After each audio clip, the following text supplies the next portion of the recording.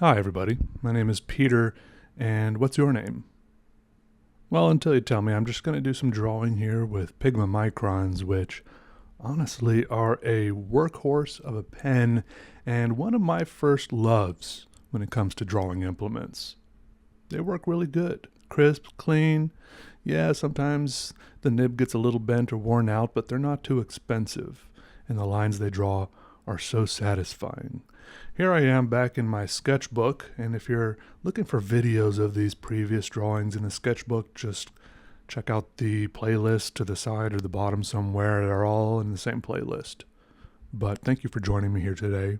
Honestly, I don't know what to say. I just had a little bit of heated up leftover fried rice that I tried making 2 nights ago, and it turned out really bad because I was cooking the chopped up onions and the chopped up carrots and the chopped up celery, and I didn't cook them for long enough before adding in the rice and later on some scrambled eggs.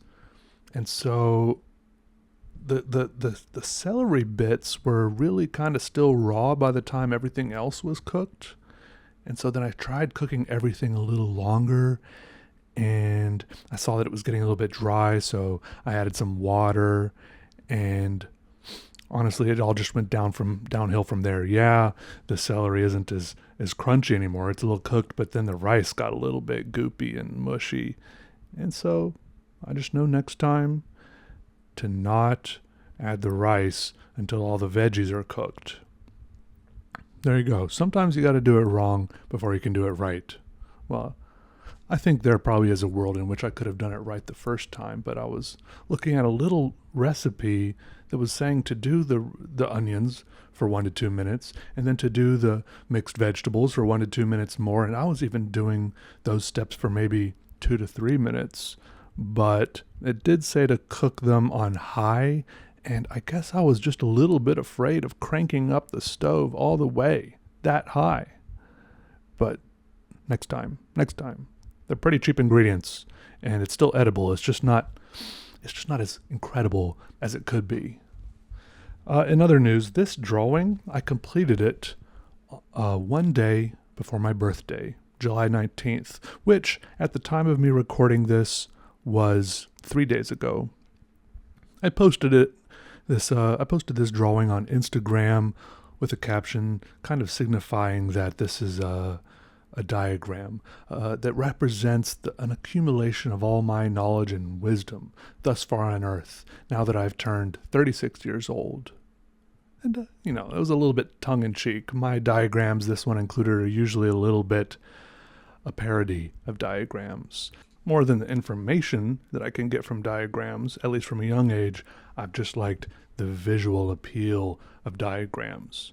So, yeah, you can look at most diagrams, you can look deeper and learn some things, but for some reason I'm not too concerned about the learning things part. I just want you to do that part where you look a little deeper and start forming some strange little associations with the words, what words are next to each other, what they're connected to, or with this one, things are kind of flowing. It's a weird little flow chart.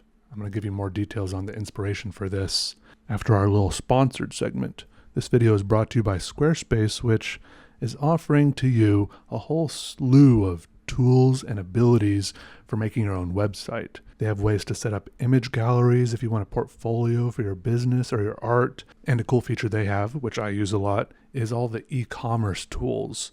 You can sell physical or digital things. As soon as you ship something, you can mark it as fulfilled, and the customer will get an email. And plus, they have this thing called the Liquid Engine now, which is like a grid-based website design tool. It's just fun to drag things around. You can change little animations for buttons and borders. And if you're like me in a constant state of redesigning your website, tools like this are great, and they make it fun instead of a drag. So go to squarespace.com/PeterDraws for a free trial. And then when you're ready to launch, use promo code PeterDraws to save 10% off your first purchase of a website or domain. All right, see you there. I know you haven't reached the end of the video yet, and this might be a little bit of a spoiler, but I gotta tell you, I think this one turned out really good. I'm proud of it.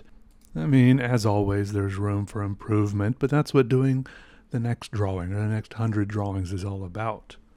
Now, I gotta tell you a little bit about where the inspiration for this drawing came from. And I think I only realized this maybe about halfway through. It might have been subconscious. A lot of my doodles and drawings and diagrams that are similar to this usually featured words that were a little more outside of the drawing. And then in this one, I tried to integrate the words and the labels a little more, having them be inside the drawing, be part of the drawing, kind of flowing through it and be featured as part of the drawing itself, right? And pretty soon, even as the drawing was halfway done, I had a flashback to being like in like fifth grade, but growing up, I spent a lot of time in Sunday school. And I have this vivid memory of sitting in this little Sunday school classroom at church. It had white painted cinder block walls, a little table in the middle, and maybe like in this Sunday school class, I think there were maybe like 5 or 6 of us kids and one Sunday school teacher. But I very often got distracted from whatever the Sunday school teacher was saying, because on one of the walls was this huge poster of, I think it was depicting like what happens in the end times according to the Bible, or according to someone's interpretation of the Bible. You know, all the weird, if you've ever read like the books at the end of the New Testament and some of those prophetic books in the Old Testament, the stuff in like Revelation and Daniel and stuff, a lot of people try to figure all this stuff out, and whoever had made this poster had made a very thorough, I guess you'd call it map or flow chart or time flow chart of how all the different things in the end times would happen. Like in the Bible, they call it the tribulation or something.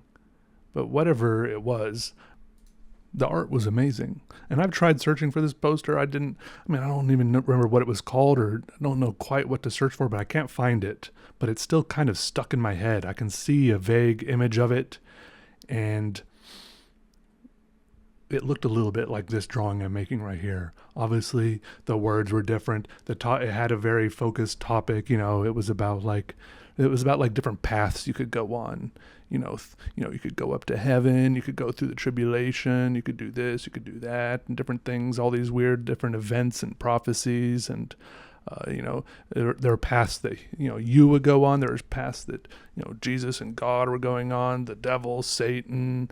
I don't know. There's so many overlapping and interwoven paths and events and topics and subjects, but it was all in one big thing. I think that's one of the subconsciously inspiring things for this drawing, which might pop up a little. You might start to see a little bit, because I think once I realized this, a few of the words I was writing down started to sound a little bit more dramatic and apocalyptic.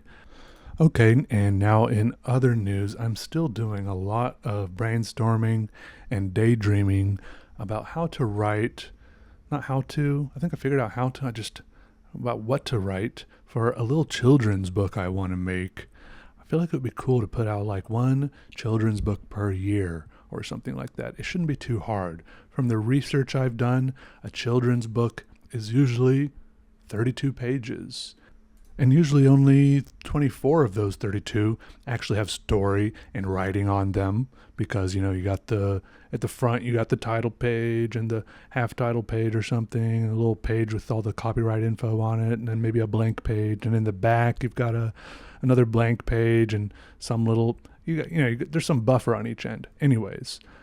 And then I have, I've done my research. I've got information about the, average number of word count for different age ranges, whether it's a 3 to 5 year old or a 7 to 8 year old. But I don't know why it's so hard for me to write a story. Maybe I feel like I'm approaching it all wrong. My brain is just thinking about it wrong. Maybe I'm being too much of a perfectionist. And I think maybe one problem is I'm thinking too inside the box. Like, this story can be almost anything, and about anything or anyone. Sometimes when I think to myself, think of a kid's storybook, I think the first thing that pops into my head is like, oh, there's a little kid going on an adventure and has to, has some, loses their socks or it's like some weird little kid story, but it can be like about a space alien, swallowing a planet, or it could just be a story about some lines. Or, have you ever read that book, Flatland? It's a little short story about lines, but that one is actually very cool and creative, that story, Flatland. That one actually really makes you think. I'd recommend that to anybody. I think that's the name of it. But I think maybe for me to get really excited about a story, there needs to be some cool stuff, like maybe a space station or maybe a little kid has a crazy machine that he rides around in with legs that are 400 feet tall, and he's using it to go down the block to visit his friends, but then one of his legs falls off. I mean, the leg of his machine. I'm just thinking off the top of my head here, and so then he has to switch to flying mode, which his parents told him never to do because it's dangerous and it goes too fast, and he's not allowed to do flying mode on his 400-foot long leg machine until he turns 10 or something. But he has to do it now because one of the legs fell off his machine. So he flies up and away, and what do you know? What does he see way up there when he's flying? Good question. Anyways, I don't know. There's the problem is almost that there's too many possibilities. This is definitely one of those situations where, they say creativity is, I can't remember exactly what they say. They say something about how creativity works better with constraints, right? If you limit your options, sometimes creativity works a little better, and I think that might be the case here. Like maybe just to practice writing a story, I should, use some sort of prompt generator online. I remember I used to use all sorts of little generators online. I remember I used to use all these little generators for weird names, for plots, for gizmos and gadgets. I didn't always use the words they came up with, but just to get the brain juices flowing, it helps. Okay, but I don't know what else to say today. Thank you all for watching. This drawing took me about 8 or 9 hours, which is pretty long. So it took a lot to edit it down for you to watch in just a few minutes. So hopefully it wasn't too fast or choppy, or hopefully I didn't skip too much stuff. Let me know what you think. Like, comment, subscribe, and so on. Really do comment, though. I read all the comments. I don't read all the likes. I don't know how to do that, but I still appreciate them. All right, I'm going to go finish eating this weird fried rice now. Honestly, the scrambled eggs were the best part of it. I really nailed the scrambled eggs. Okay, goodbye. Also, give me some music album recommendations. I want albums that are good all the way through with no skips beginning to end. Albums that are like a cohesive piece of art.